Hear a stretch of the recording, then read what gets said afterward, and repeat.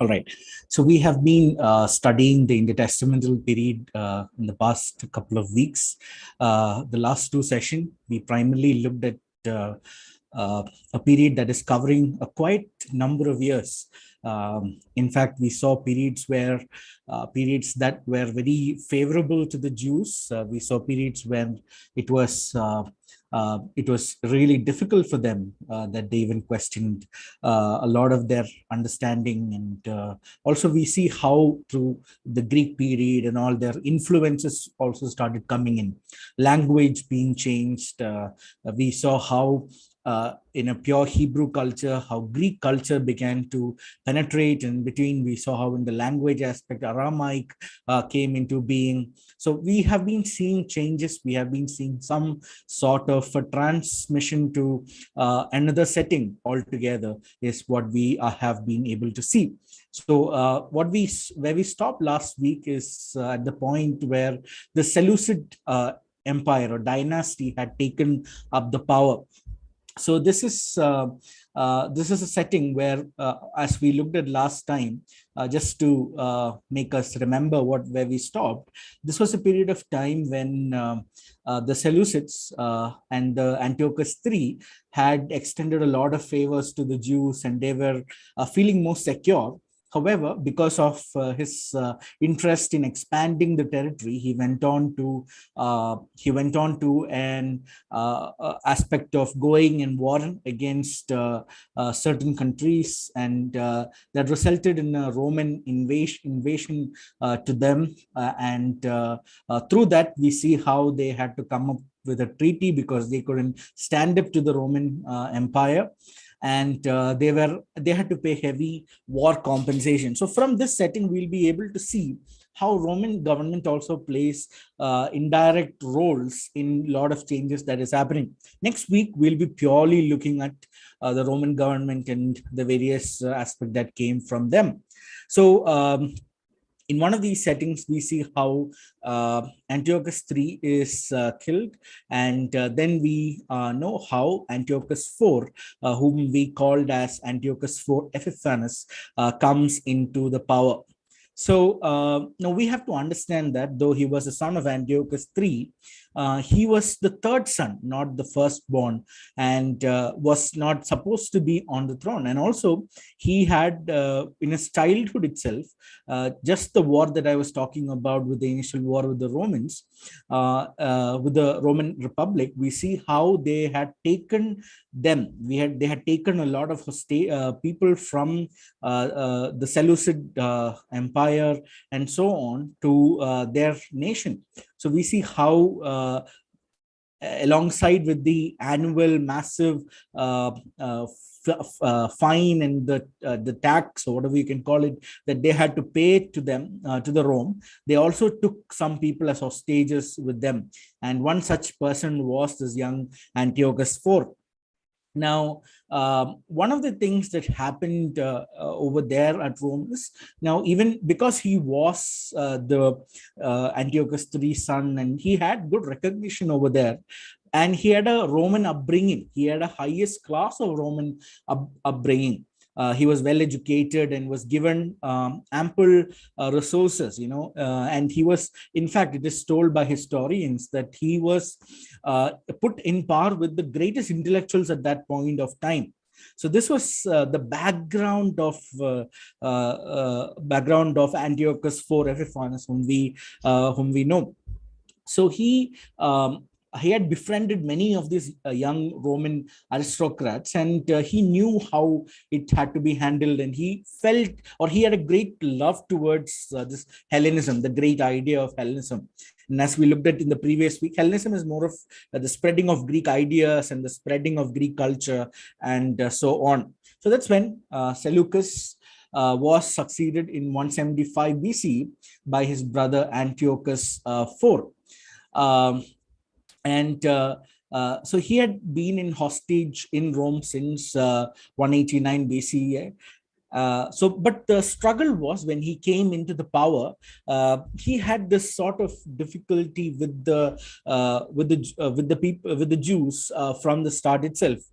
So we see how he had in his heart to expand. So any person who comes to the throne has this heart of expanding their territory, going into other regions and conquering those places under them. It's more than the idea of conquering. It's the idea of securing that matters. So when you go and conquer, you have less enemies because those are people under you, and somehow nothing of this lasts, because then internally itself we see how a lot of people come in, and we see how difficulties started happening inside the kingdom and so on. So it is either external or internal. There would always be troubles.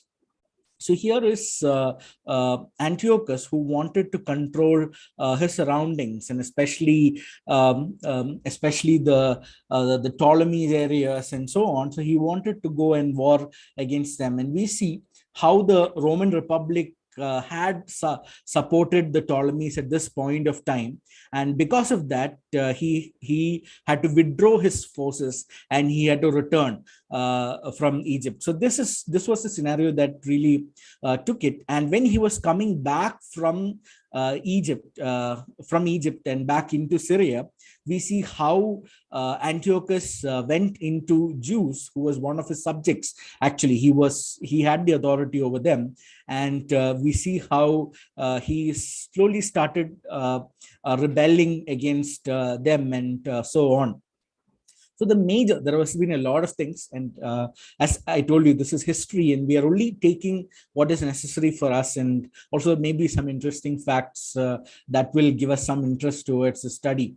So that's it about Antiochus IV. And one of the things that he did was, in the high priestly office, now we know very clearly the sanctity of the high priestly office, something very precious and pious for them. Now, what he did was, at that point of time, the high priest, was a person called Onias III, who was the high priest. And it is at this point of time, the person called Jason, or it's a Greek name for the name Joshua, or Joshua in English. So he had replaced him. And now the way that he replaced him is by, and also it is interesting that Onias III's younger brother is Jason. In fact, they are related. And still, we see how Jason obtained an audience with Antiochus by offering a huge sum of money that he gave towards Antiochus, and that is the way that he had become the high priest. And he had also, because he had this great idea of Hellenism with him, or the Greek ideas that is there with him, he wanted to also bring this cultural aspect into him, and this favored for Antiochus liked this idea, and also many Jews who favored the Greek way of life. Now, as we have been discussing, in some ways, it was not a level down lifestyle, right? In fact, in some ways, it's about being an intellectual. It's about being known. It's about athletics. It's about philosophies. It is about getting into maybe top of the world, in fact. So who will not be attracted to these things? And there were many Jews who were favored, who favored Jason over Onias, even though Jason was not right in handling the office of a high priest. So what he primarily did was, some of the things that Jason did was, because he wanted to bring the influence of Greek into them, he established Greek educational institutions. Now, educational institutions are great, and teaching is amazing. But the idea, or the major lesson that they are taught there, is the Greek ideas and Greek way of life, and spreading the thought of Hellenism. And it is not limited to spiritual terms alone, right? It's expanded. It's a huge world out there, and we are able to understand how they try to spread. Now, this has been over centuries now, from Alexandra and all. We've been seeing how they have been slowly spreading this idea of Hellenism. And now here we see a high priest, who is taking an initiative in his land to go into his own people and spread the idea of Hellenism with the Greek education institutions. And also, he set up a gymnasium right? And there were athletic games in the gymnasium, which was like a big attraction. And also there were priests who participated in it. Now it's the setting has to be understood. Now this will be men who are naked, who are not clothed in any ways. And when they're walking around, now if you're a Jew, you're circumcised, and this sort of an understanding of a circumcision was considered as barbarism by the Greeks. So what happened is, now when they walk around naked, and they're going to see that they're being circumcised, and that will differentiate the people, right? That will differentiate them from the others. And so what happened is, they were even ready to surgically remove the sign of the covenant, right? They were ready to do surgical aspects so that the covenantal sign itself will be taken off. And now we see how important it is for a Jew male to be circumcised and the various observers of the other laws. So here what happened is, with the various influences from the high priest, the man who has to initiate this itself took a turn in all of this when he had brought in the idea of gymnasium and the athletic games and all of these into it. Now, so what happened is, in few years, once he had taken, so one more particular thing that he did was, he pledged to reconstitute Jerusalem from a temple state to a Greek state and to Hellenize it. So he had a very clear idea of Hellenizing this entire structure, making Jerusalem, at least pre-exilic point of time, it was a highly temple state, right? Their location where they stay, everything is very related to the temple cult, we call it. And then coming to the post-exilic period, with the second temple coming into its position, though some Jews were attracted with the temple, it was also a book-based religion. It started being more of a Torah-based religion. So what happened over here is how certain people started forgetting the understanding of the temple aspect and started wanting to bring this Greek ideologies into their everyday lives. So few years or 3 years later, Jason was replaced by a person called as Menelaus, who was from Antioch, who was related to Antiochus in some ways, where he did the very same thing. Jason came to power by giving a huge amount of money to Antiochus for Epiphanes, and the same thing. So Menelaus also did the very same thing by obtaining the office of the high priest by giving a huge amount of money to them. And also he was a non-Sadducite, right? And we see that in the account that we are able to see in second Maccabees, actually.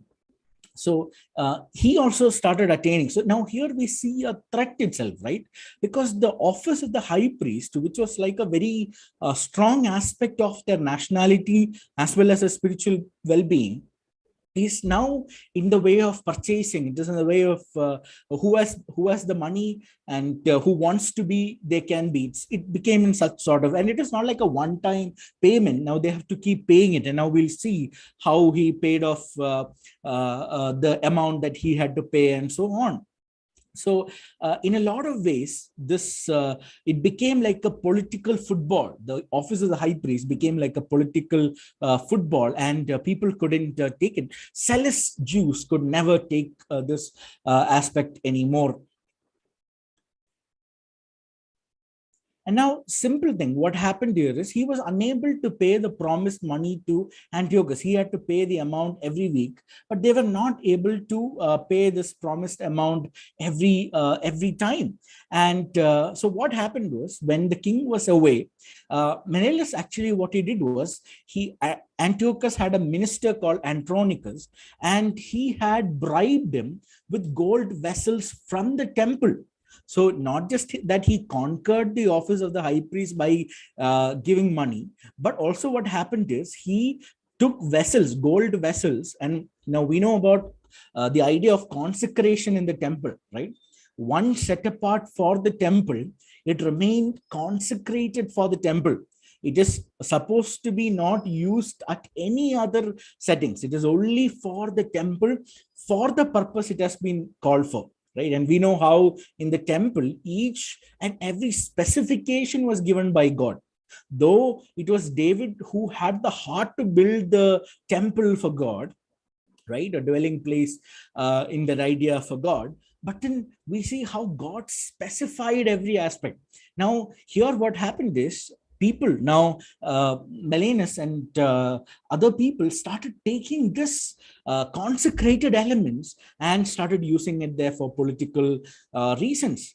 Right. So with this action, we see how Onias, who was the previous high priest before Jason, or his own brother, he was he was really angry with this sort of an action, and he went to them and he started questioning this. And because of that, using Andronicus, who's the minister of Antiochus, we see how he was Menelaus became or he convinced Andronicus to go and kill him because he is a disturbance to the political state itself. You see what happened. The office of the high priest is now handled by a man who has not just obtained it with money, selling off the consecrated elements, and also now he's a murderer. His hand has blood marks in it because he planned the murder of the former high priest.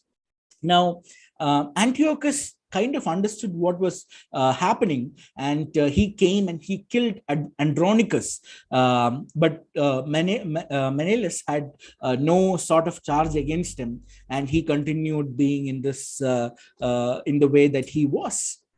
So at this point of time, the Jews could not take it anymore.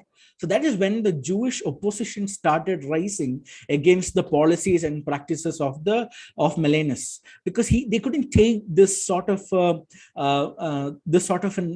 person who bribed to become a high priest, had no legitimate spiritual aspect to become the high priest. So there is a lot of things that happened, and that resulted in the Jews and them becoming against it. Now, in this setting, what happened is Jews and the soldiers of Lysimachus, who is Melanus' brother, now we see that they had plundered around the temple and so on. And these two people, who are Lysimachus, who's Menelaus' brother, was killed by the Jews who opposed this idea. So now the Jews actually accused, before the king, they went and accused them. However, again, by bribing, you can see the depth of what he is getting into, right? Again, by bribing, he got out of that accusations that was raised against Melanus by the Jews. So here again, now what happened in 170 was Antiochus had this desire to go and conquer war against Syria. Now, this has been a constant from Antiochus 3, Antiochus 4, and so on. This has been a continuous change. Now, all of them want to somehow capture the land. So they had Antiochus 4 led two major campaigns against Egypt, but he was defeated in both. Now, Antiochus IV, in the second campaign, he was thoroughly defeated against the Egyptians. And so what he did was he came back, he captured Jerusalem and destroyed its walls. So he showed the anchor to somebody else. So what he did was, at this point of time, Jason, who was the previous high priest, tried to come and attack Jerusalem. Now, at this point of time, a group called the Pious Jews, or now you will start hearing about my fifth session, will have a detailed explanation of the various sects of the Jews. And a lot of these constitute together is this group called the Pious Jews, right? And they came up and they started warring against both Menelaus and Jason, right? So both of them, their ways were corrupt, their ways were bad. So the Pious Jews, they came and warred against both of them. Right now, this also started making Antiochus feel very insecure, because they were touching his high priest. He appointed them, and so what happened is he reconfirmed Menelaus as the high priest, and also he appointed a person called Philip to handle the city in order. Now, because of the various disturbances, he destroyed the peace at Jerusalem, right? He captured Jerusalem, he destroyed its walls, he reconstituted it as a Greek city-state and gave orders prohibiting the practice of the religion of Jewish religion itself. Let's look that into a more detailed way, right? So what he believed was it is religion according to the Torah that had been responsible for all the rebellions. So what the edict by the king was, by Antiochus IV, was to ban, to completely get rid of all the things that is attached with the with the Jerusalem temple and Torah and so on. So they had a complete anger and sort of a very bad attitude towards Jews. And now, not only that, the closer, so what we call as the identity markers of Judaism, which are circumcision, which is observance of Sabbath, keeping of food laws, he forced the people to violate all these practices, right?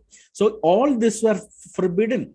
They were not allowed to observe Passover or any other festivals, right?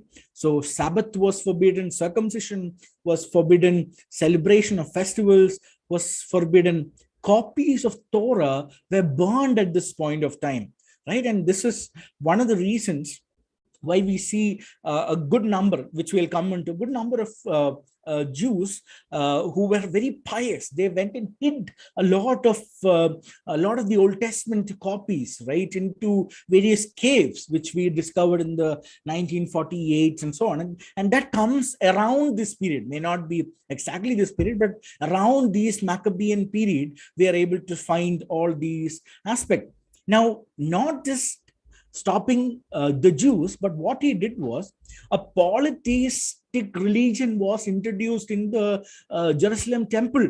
Now, what happened is Jews were forced to eat meat that is forbidden for them. They were forced by the royal edict, right? They had to do certain things or eat certain things which was restricted for them.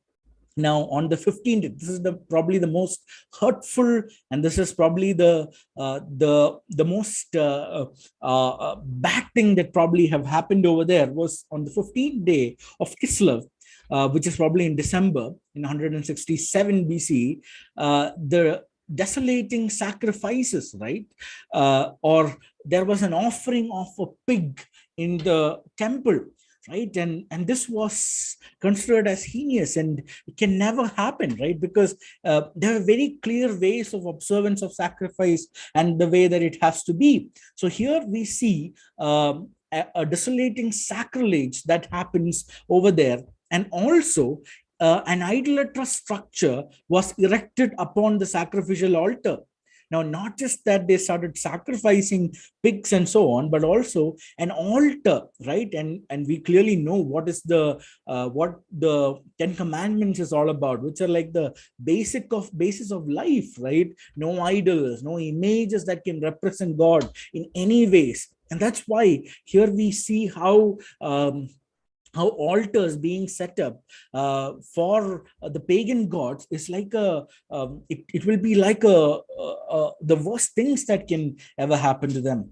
And now, in various ways, the temple in Jerusalem was defiled, and throughout Judea, the king's offers enforced violation of the temple. So there was the abolition of the temple laws and temple practices. They banned all the distinct practices of the religion, like Sabbath, circumcision. They destroyed the copies of Torah, and they started introducing worship of the Hellenized, the Syrian gods like Zeus, Baal, and so on. And then we see how they built a new citadel in the temple area and sanctioned soldiers over there to guard, and also persecuted faithful Jews who were against all of these ideas. Now, there were a couple of more things, right? I wish our time today, it's going to be a struggle, but let's try to do it well, right? We see how eating of pork became like a test of loyalty. Now, if you don't eat pork, which was absolutely forbidden for the Jews at that point of time, now we see that that was like a test of loyalty to the king, and it became like a requirement for them, right? Altars that is being kept over there, now altar is like a sign of sacrifice, worship, and also shows the covenant between God and them, God and the Jews, and we see how all of this is being destroyed. Now, on top of all of that, Antiochus, so his name was not Antiochus Epiphanes, his name was Antiochus IV, but he himself called himself as Epiphanes. Now, what is Epiphanes? It means God, the manifested one. Now, what he actually called himself was he is the manifested God. He was proclaiming that in some ways we see from the Roman government how there is an empire worship. Now, maybe a former idea to that is this, where Antiochus was supposed to be worshipped by his subjects, right? And later they call him as Epiphanes, the madman, right? Because of the way that he was acting. So we see now one of the challenging things with this is there were Jews who were siding Antiochus and the high priest at that point of time. Now, the reason why they did it is probably being scared of the situation, because their life was at risk. They will be put to death if they don't obey all this. So there were Jews who compromised, but there were also pious Jews who took step and stood there for their faith, and even chose to die rather than forbidding and going against the laws that God had kept for them. So now this is the point of time when elderly priest called as Mattathias, right? Mattathias was an old priest. He was a non-Sadducite, but he was so passionate about this entire thing. And because of this, we see how he and his 5 sons decided to revolt against the government troops. Now, when everybody else were trying to hide and trying to, some of them were forbidding their religious faith and compromising with the government, here is Mattathias and his family who takes a strong step against the government at that point of time, because they were acting against God. So what he did was the initial step was he killed a Jew who was offering up a sacrifice in the altar set up by Antiochus, and he killed this person, right? He killed this Jew, and this became like a spark, this went around, and this incident became like a revolt in and around them. So this so-called pious group that we were talking about before, right, who stood for the faith, which is, we call them as a Hasidim, right? Hasidim. Now we'll look at them later in the coming sessions. So these people, they supported Mattathias and his sons in the revolt because they were standing against the idea of Hellenization, and brought in this idea of a holy war, brought in the idea of going and bringing back into how things were.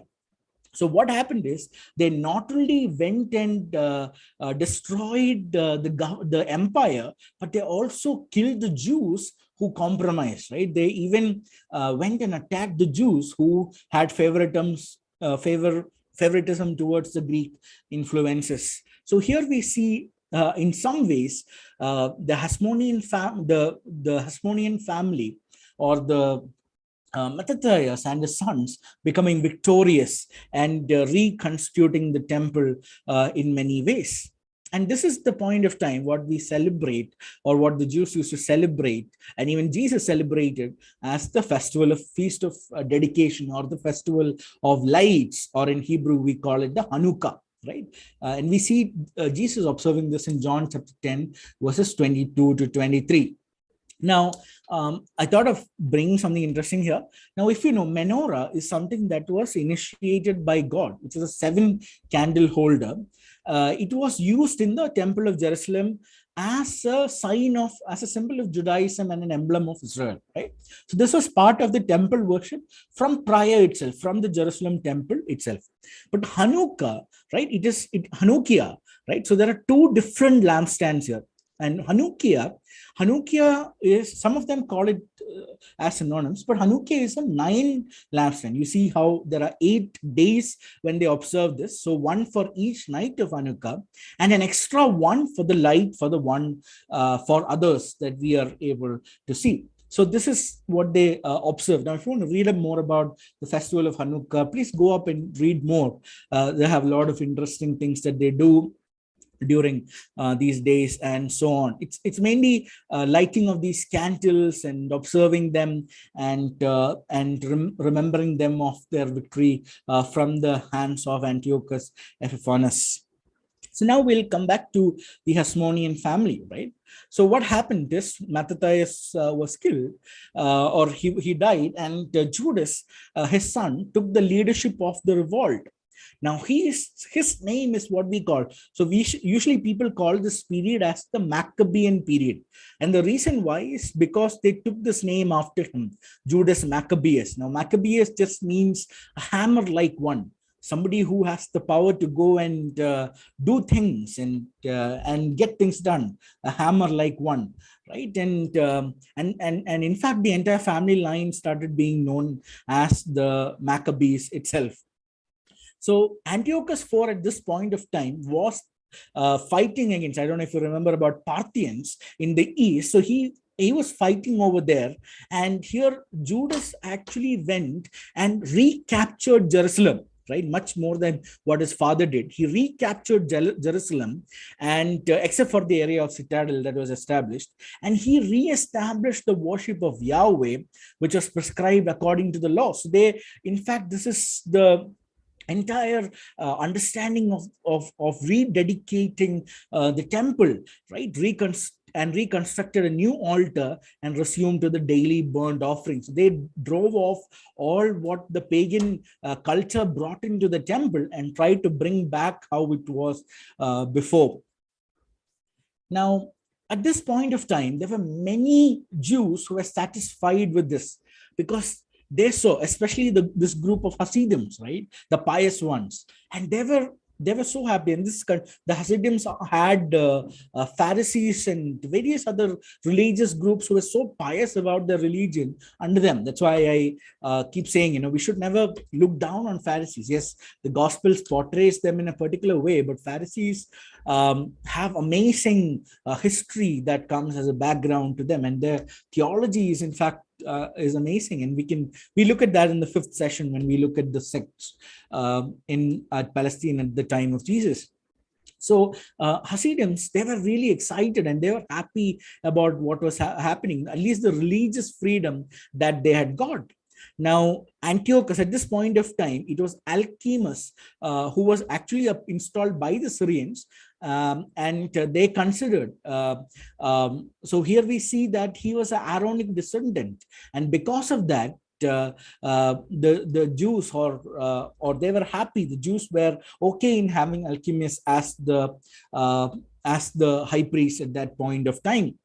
Now, this is what we call as the first stage of the Maccabean revolt, right? More like what happened with the religious freedom. Now, the second of this is when there is a political side coming into it, right? Now, they wanted to achieve a national political independence. Now, not just to be free from and observe their religious matters, but also want to do something that can get them power as a nation itself, right? And we'll come into that because it is much later that happens. So, what here happens is Judas and his brothers went to war against different places, right? And against Idumeans, against the Ammonites, and various other Gentile provinces and so on. And they tried to get these places, right? So what happened was that at all this, we have this pious group standing with them, right? So they tried to establish a mutual consent with the Roman Republic so that they can get rid of this entire Syrian power that was over there. Now, because of this Roman treaty, Roman sort of an understanding, we see how there came a difficulty with the Syrian army. And at this point of time, Judas Maccabees was killed.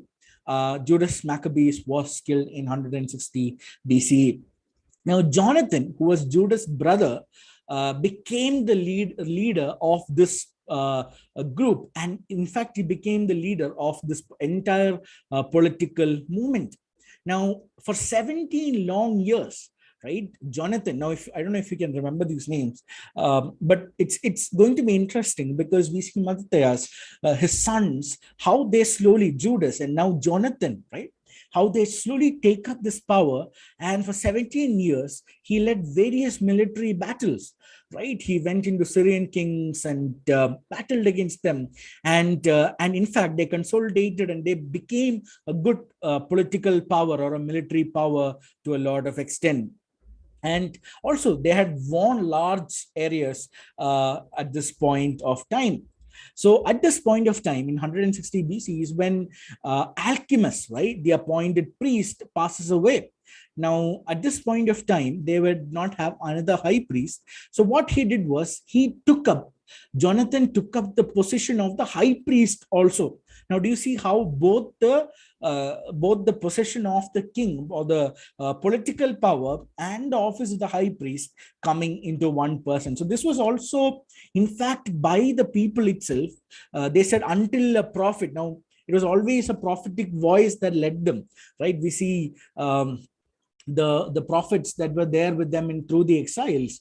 Now they decided that until there was a very clear sign of who should be the next high priest, let Jonathan become the high priest, and so on. So he was appointed as the military official of Judea, as well as he handled the entire Hasmonean stage religious affairs also. Now, in 143 BC, we see how Jonathan also comes into the Syrian power, and we see how he was killed at that point of time. And this is something like, so in the first stage, we see how there is a religious freedom, mainly by Mattathias and Judas. And then we see Jonathan, who is taking up into power, who has a more of political interest, who went and conquered various lands for 17 years, trying to make a good political power. So in the religious point of view, there was pro-Hellenic and anti-Hellenic movements. That means there was sort of a strong desire to maintain traditional Jewish values and practices, and also there was some sort of anti-Hellenic and pro-Hellenic movement also, where they were in support of the movement. And also in political standpoint, they were able to tolerate overlordship, or in some ways there were foreign rule over them, but also they desired for a complete independence. They really wanted a complete independence at that point of time, and they really desired for it. So from now on, what we're going to look at is certain rulers. I've selected the key rulers and the key areas of them, and we will conclude with that for today. So I know, because it's history, a lot of us might not be so interested, but these, especially what we do today, especially what we learn today, is significant because it has a lot to contribute to our understanding of New Testament, in fact. So that's why we are looking at this people. So we see Simon, right, who is the second oldest and the last surviving son of Mattathias, took up the power, right? Simon. So after Jonathan, we see how Simon takes up the power, and he made a treaty with the Seleucid ruler Demetrius II, right? And because of his treaty with the Seleucid ruler, the entire region of Judea became like an independent state. Now, I'll tell you what it is. It's not like complete independence of political freedom, but they recognized Simon as an independent ruler of Judea, gave him much more freedom than the previous leaders had, right? So this gave a huge freedom for them, right? Freedom. The Jews had freedom from taxation, and they permitted so we know how in citadel, right? So the temple places had citadel that was kept over there, and which was guarded by the Syrian army. And we see how they had an expulsion of all these people from there, and they were able to gain free access into various coasts, establish their own currencies, and also make various diplomatic tie-ups, right? Treaties with the Rome in many ways. So here again, we see how he was the military commander, governor, and also the high priest, right? So here he became like the same. He became like a person who, until a faithful prophet arise and becomes the high priest, the political power as well as the religious power relied in the same hands. So here is for the first time since the Babylonian captivity, right? So it was prior to the Babylonian captivity is when they were having an independent state. We see how the northern kingdom and the southern kingdom and all were existing. So after that, we see how after so long, the Hasmonean dynasty, who were acknowledged by the Romans, were founded. So it is with this power, right? So they became, in some ways, though they were accountable to the Romans, though they had certain things to follow, we see how there were a lot of power and the freedom that they had received at this point of time. Now, the struggle at this point of time is that there were some people, some Jews, who were disappointed with the high priestly office because it was handled outside. Now, it was outside of the Davidic covenant, Davidic family, that the high priestly office was handled, right? So this became like a sort of issue for some Jews, and they started, in fact, raising up various issues. And later we see Ptolemy, who was his Simon's son-in-law. In fact, Ptolemy, who's his son-in-law, killed him later and wanted to take up the power. So now let's just come back to this aspect of some Jews who were disappointed at this. Again, we'll come to this in the 5th week. So here we see that some people, or under the leadership of some people, there is a group called Qumran community, right? They went into, so they believed that they had they had a teacher of righteous, and they went into a region that is way outside of the where the main establishment of Jerusalem or the temple or anything was, because they believed that everything what was happening in the temple was corrupt, right? So they wanted a social reform. So what they did is they set themselves apart, went into an area, a desert area, and they started living up there. And in fact, they considered Jonathan, right, who became in some ways, the first person to handle the political and the spiritual and the high priestly office. They considered him as an evil priest because it is told that he had persecuted the teacher of righteousness. We'll come to more of this when we do it in the 5th week, at the sects that comes in. And it is important that you analyze that it is at this point of time when the so-called different sects is arising, right? A lot of different groups are arising, popping out of Judaism because of their religious seal and so on. Now, we're going to quickly look at some more rulers. So after Simon comes John Hyrcanus, right? John Hyrcanus I, who is Simon's son. Now I have kept these over there so that you can relate to that over there. So here is Simon, and after Simon came John Hyrcanus I, who took up the position, right? Who gained the freedom, and he had a sort of, he became one of the most outstanding Hasmonean ruler. So here we see how the Seleucid rulers tried to implement their power over them. But after the death of Antiochus VII, we see how that entire empire was lost and there were no more a threat. So the entire threat of the Seleucid empire was in some ways gone over there. And because of that, John Hyrcanus had a lot of power that the prior kings or the political leaders of that time or his own family did not have prior to him. So what he did was he intended to extend his rule to various parts of areas of Palestine, went and wanted to conquer various areas.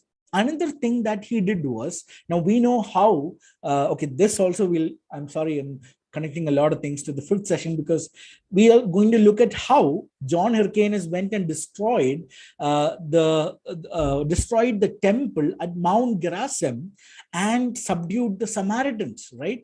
So this is a significant thing that he did. He went to and destroyed Mount Gerizim and subdued the Samaritans. And also, he went and he conquered the Idumea, or where the place that the Edomites used to live. And this actually became, now we are able to see, especially next week, we'll see how this house of Antipater, which is the reason for Herod's that is going to come. And he is one of the reason, or this is one of the reasons why and how they came into power. But because of this, he was conquering various coastal areas and Greek cities. So he had a drive, he had a lot of interest for military and political power. However, the struggle in this was there were a lot of people who did not support this. Now, Sadducees did support them, but we see Pharisees and other religious sects rejected them as such, right? So in some ways, this was a point of time when they had an expansion to the territory and power of the Jewish state. So the state became, they were able to expand it to some extent, and also they had a freedom of themselves to handle various things. However, there were also various people or various Jews who were forcefully brought out to do certain things, forcefully brought to act in certain ways. Now, this was actually done for political reasons and not really for spiritual matters as such. The next person that we are able to see is Aristobulus I, right? Now, he was the eldest son of, now we can see it over here in the one, right? So Aristobulus I took up the power from 104, and we see how that upon his father's death, and he was the first one. His significance is of the title that he gave to himself. He took up the title of a king and he became the king. And he also had several military success in Galilee, and also the various, he also had was able to conquer and secure the various Jewish colonies at that point of time, colonies that they had conquered, especially John Hyrcanus had conquered before him. However, he died in just 1 year, in 103 BCE. We see that he has died. The next person that is of significance is Alexander Jannaeus, right? You can see Alexander Jannaeus over here. So Alexander Jannaeus took from 103 onwards, and he also became the high priest and continued to become the political power maker also. Now, his period, a lot of people call it as the golden age of the post-exilic Judaism in a political sense. Right. The reason being, he was more like an Alexander who wanted to go and conquer the various lands and so on. So what happened is, just like the time of King Solomon, which is we're talking about 950, 960 BC, and this became something like that politically, because they actually, now if you look at it, this is like an independent movement that is happening, though for a very short period. We see how he had gained control over of a much larger size, and it became like the period when Solomon had immense power under various foreign rule. So this was important. However, what happened is, though he was called as the high priest, he took the office of the high priest, his spiritual concerns were very less. He was not interested in spiritual matters. Now, this led to serious difficulty with the Hasidims, with the pious groups, especially with the Pharisees, and they started opposing him. And because of this, they led to they led to an open revolt that began 94 BCE, leading to 6 years of civil wars, right? Now, what he did was, Jannaeus, who became victorious, now he had taken harsh revenge, and he had crucified 800 rebel leaders who were mostly Pharisees near Jerusalem.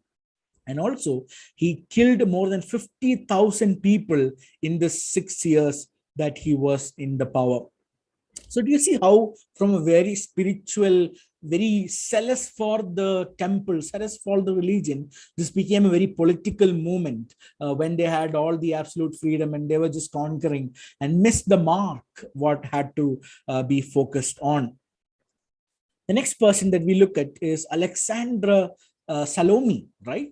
And in some ways she was an excellent leader. So Alexandra Salome is outside of this family, and she was Aristobulus' widow, right? She was Aristobulus' widow, and also we see how she had various interests, or she took upon various what to say, she had a good way that she controlled. She had good leadership skills with her. Now, because she was a woman, she could not be the high priest, so she appointed her son Hyrcanus too as the high priest. And also, she brought an agreement with the influential Pharisees and also gave them a political voice in the country. Now, until now, they remained as a sect of themselves with trying to, and also see just from Alexander Jannaeus, the difference that it came, right? So, from over there, with such a devastating ruler that Alexander Jannaeus was, by killing all the Pharisees who rebelled against him for right reasons. And here we see how Alexandra Salome was able to bring them up into power, gave them a voice, and put them into good positions. Right. So in that way, Pharisees became members of the Sanhedrin, which prior to that only the chief priest and elders had power upon.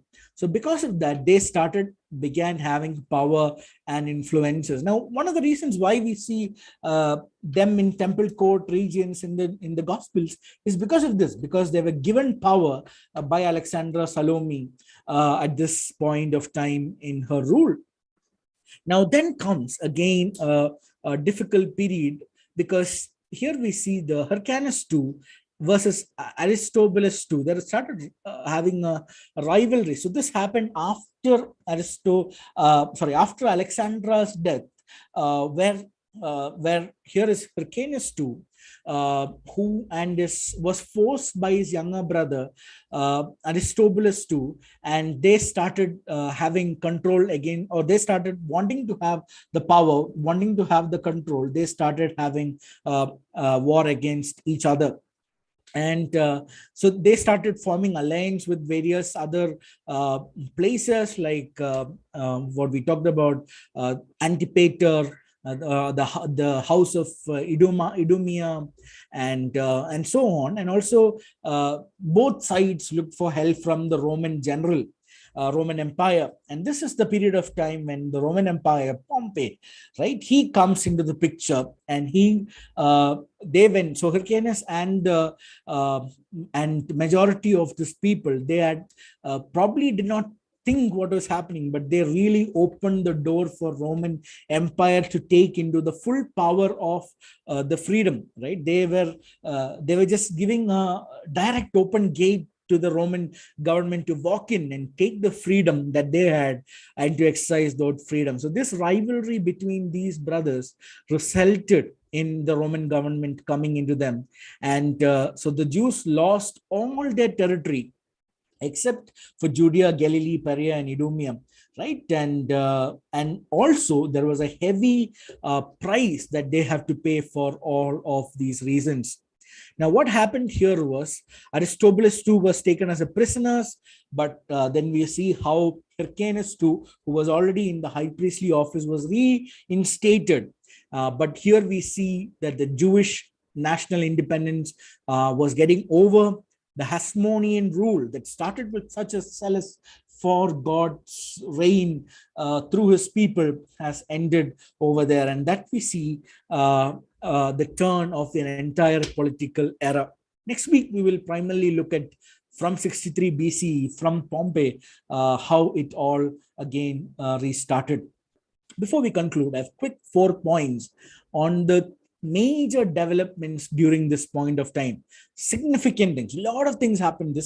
We're talking about the major. So there were political independence, a lot of things that they had at this point of time. But the key factors at this point is there was a very strong sense of ethnicity that raised among the people, especially with Antiochus and his act against the temple and desecrating the temple and sacrificing the pig at the altar, and all this brought great solace for their community, for an ethnic and socio-religious sort of heart that they were started to getting. And also, we see how this was very strong, even at the time of Jesus, right? We see how there is this strong ethnic identity that they wish to carry forward, even when they were under the Roman government, and also they have been under all these governments, right? When Jesus in John chapter 8 is asking them, if you want to really, truly be free, right? And what they have to do. And they were answering him back, but we are not slaves to anyone, right? But indirectly, when you look at them, they are actually slaves. Their hands are tied by the Roman government in various ways. But what this movements actually brought was a sort of an ethnicity among them, the idea, the great nationality feeling among them. Also, Judaism was in many ways influenced by Hellenism. So we look at a lot of these in the coming weeks, but we'll see how the text had to be written into different languages, and how there were Hellenism influencing this in various ways that we are able to see. And also Jewish sects started rising up. Different Hasidims and different people started rising up, and different groups started coming up. And because of the certain issues that happened with some people, there were new sects rising up in order to save the faith, in order to stand for the faith. And finally, there was a feeling of resentment and bitterness towards foreign power. Now, I'll tell you why this is important, and we'll close for today. This is important because they were really desiring for a political freedom. And we know how Jews have been praying for the Messiah to come. And for them, the idea of a Messiah is, it can be a political leader, a divine person, and can be a human person, a man like Elijah, who's strong, who will come among them, and who has the power and the authority to put down every government, every political power of the world, and to raise them who are God's own people, and to bring them into the power, to under God's power, them to rule the world. That sort of an understanding was relevant at this point of time. So there was a resentment and bitterness towards foreign power at this point of time. So friends, what we looked at today was primarily this large period that is covering from we saw how from Antiochus 3 to Antiochus 4, and how Jason, the high priest, tried to gain the power with money, and how Antiochus 4, after his defeat against the defeat, he came, and how he started destroying the Jewish culture, the faith aspect, and how the various things that he was doing started disturbing the religious systems as a whole. And then we see how the Maccabees family rising up into power, taking a political power, and they started voicing against them, rebelling against them. And now then we see a huge period of Hasmonean empire, or Hasmonean dynasty that we can call, which came into power, which took up the religious and political rulership, and did many reforms, as well as towards the end we see how they were going back into their own ways of denying their faith and focusing only on political matters. And finally, in 63 BC, they conquered themselves Jewish forces. However, this period gave rise to Jewish nationality, and also Jewish sects, various people groups, various groups rising out of Jewish sects, which started focusing on certain things that they believed in, and they stood for that even at the point of time when Jesus was there. So that's an overview of what we looked at today. So we'll close in now in prayers. It's 9. Can I request